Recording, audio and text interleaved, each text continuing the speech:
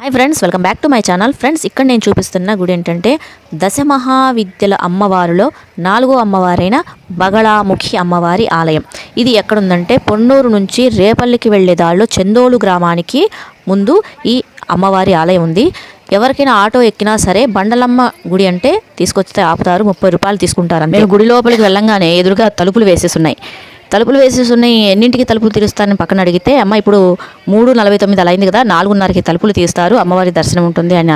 సరే, అప్పటి వరకు సమయం ఉంది కదా అని గుడి ప్రాంగణం మొత్తం వీడియో తీస్తున్నాను. చూడండి, ప్రధాన ద్వారం పైన రాసింది చూడండి, బగళాముఖి అమ్మవారిని. తలుపులు 4:30కి తీస్తారని. సరే అని ఎంత చూపిస్తున్నాను. ఇక్కడ పూజ సామాగ్రి కొనుక్కోవడానికి దుకాణాలు ఉన్నాయి. అంటే అమ్మవారి కొబ్బరికాయ కానీ, నిమ్మకాయలు కానీ, నిమ్మకాయ దీపం పెడతారు, అలాగే గుమ్మడికాయ దీపం కూడా పెడతారు అమ్మవారికి. ఇక్కడ పక్కన అంతా కూడా ఈ బిల్డింగ్స్ ఏంటంటే ఎవరైనా మొక్కులు మొక్కుకుంటే పుట్టెంటుకలు తీయడానికి కానీ, పొంగళ్ళు పెట్టుకోవడానికి కానీ ఈ మండపం అన్నమాట.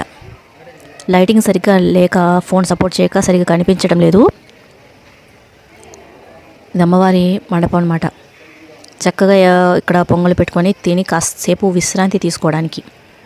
ఇక గుడి చుట్టూ కూడా ఎవరైనా కొత్త బండ్లు కొనుక్కున్నా, ఏదైనా మొక్కులున్నా చక్కగా ప్రదక్షిణ చేయడానికి ఈ ప్రాంగణం మొత్తం చుట్టూ ప్రదక్షిణ చేయడం బాగుంది.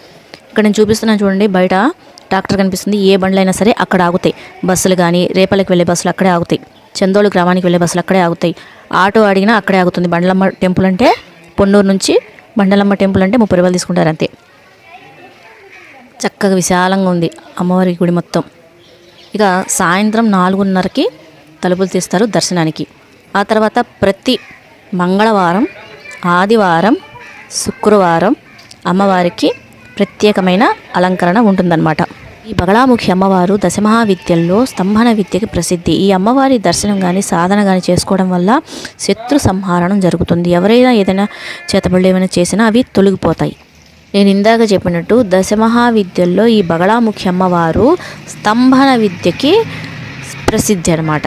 ఎవరైతే ఈ స్తంభన విద్య నేర్చుకుంటారో వాళ్ళు శత్రుల్ని సంహరించడానికి, శత్రు స్తంభనకి, అలాగే వాళ్ళ మాటకి ఎవరు సమాధానం చెప్పరు, అంత వాగ్ధాటి గలగా ఉంటారన్నమాట.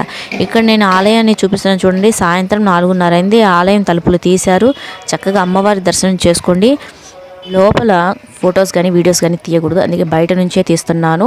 ఎందుకంటే మన ఫాలోవర్స్కి, సబ్స్క్రైబర్స్కి అందరూ కూడా అమ్మవారి దర్శనం చేసుకొని అమ్మవారి కరుణా కటాక్షం ఉండాలని ఈ వీడియో మీ అందరికీ నేను షేర్ చేస్తున్నాను. ఫ్రెండ్స్, అమ్మవారి వీడియో చూడండి. మీకు తెలిసిన వాళ్ళకి, స్నేహితులు తప్పకుండా షేర్ చేయండి. ఇది పొన్నూరు నుంచి రేపల్లి వెళ్ళే దారిలో అమ్మవారి ఆలయం ఉంది.